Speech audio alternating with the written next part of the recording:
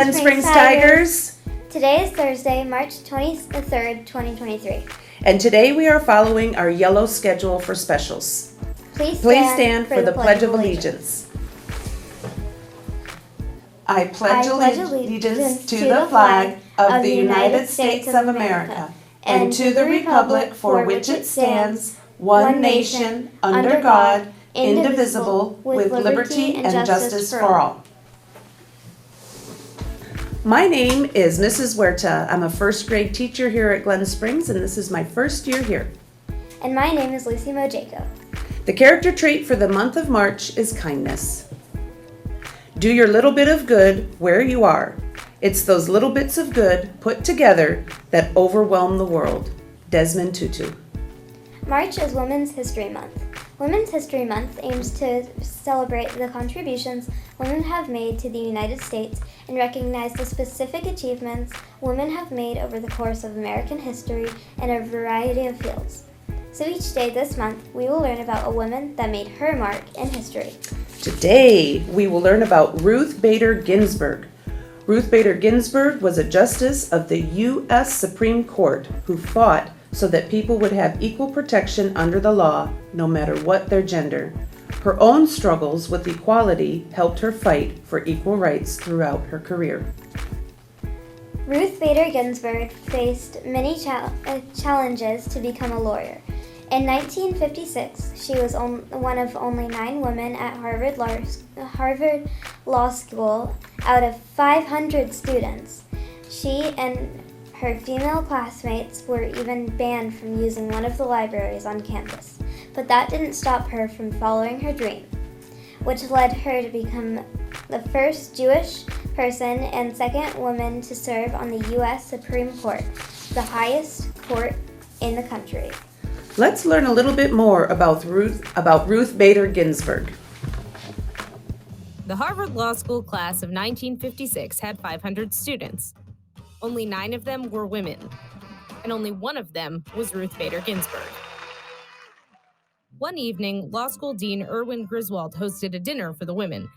At the end of the meal, he asked them all to justify how they had taken a spot away from a man. Ginsburg answered that her husband was a law student and that a wife should understand her husband's work. 37 years later, she would become the second woman appointed to the United States Supreme Court. Joan Ruth Bader was born in 1933 to a working-class Jewish family, raised in the Flatbush neighborhood of Brooklyn. There were so many Joans in her kindergarten class that her mother suggested she go by her middle name. Some of Ruth's earliest memories were of going to the public library with her mother and sitting on her lap while she read to her. By the way, children read to by their parents early on display greater language comprehension than their peers by as early as age 2, and they might just become a Supreme Court justice. As a teenager, Ginsburg edited her high school newspaper and twirled batons for the school's pep club. She then went on to major in government at Cornell University, where she met and later married Martin David Ginsburg. She gave birth to a daughter, went on to attend Harvard Law School, transferred to Columbia Law, and graduated at the top of her class. But according to Ginsburg, not a single law firm in the entire city of New York was willing to hire her. In the early 1960s, law firms only hired women as secretaries. But after some advocacy from one of her law professors, Ginsburg was hired to clerk for Judge Edmund L. Palmieri.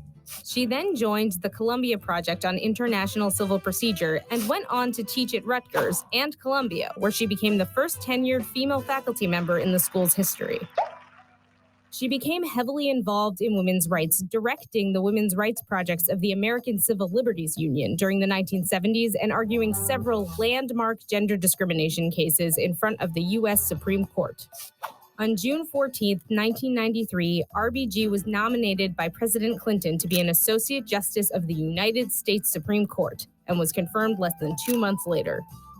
As a Supreme Court justice, RBG has garnered a reputation for pointed, powerful, and sometimes scathing dissents. And in her opinion, she has been a staunch supporter of women's rights and has opposed discrimination in all its forms, making her an inspiration to women and girls around the globe.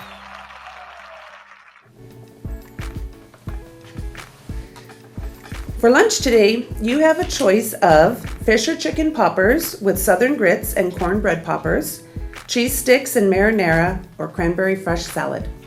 The options for sides are collard greens, golden corn, mixed berry and lemon swirl frozen fruit cup, cherry swirl frozen fruit cup, and fresh fruit.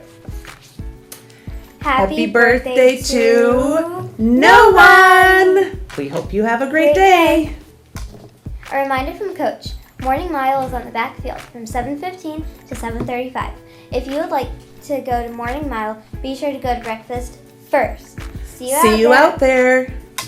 Let's take a pause and talk about our pause expectations. P. Positive attitude. A. Always be responsible. W. Working together. S. Showing respect. Have you used your pause expectations yet today? It's never too late. And now it's time for a book talk. Hi, my name is Demarius Griffin, and I'm here to tell you about one of my favorite books, Amulet by Kazu Kibishi. This book is about a girl named Emily, and she has a magic amulet that has powers. The powers that she has is a magical zap so she can fight her enemies. Well, that sounds cool. What would you say was your favorite part of the book? My favorite part is when she gets the amulet from her grandpa. And why was that your favorite part? It was my favorite part because that's when she gets her powers and the whole story begins. Then it goes on for 8 books. It's a very good series. Nice. Okay. Well, If you like fictional books, then you're gonna love Amulet. wow, that was awesome. Thank you so much for coming in and having a book talk with me. It's my pleasure. Bye, Tigers.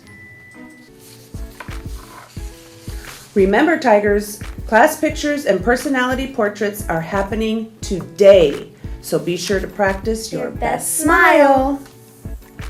Next Tuesday is our science night.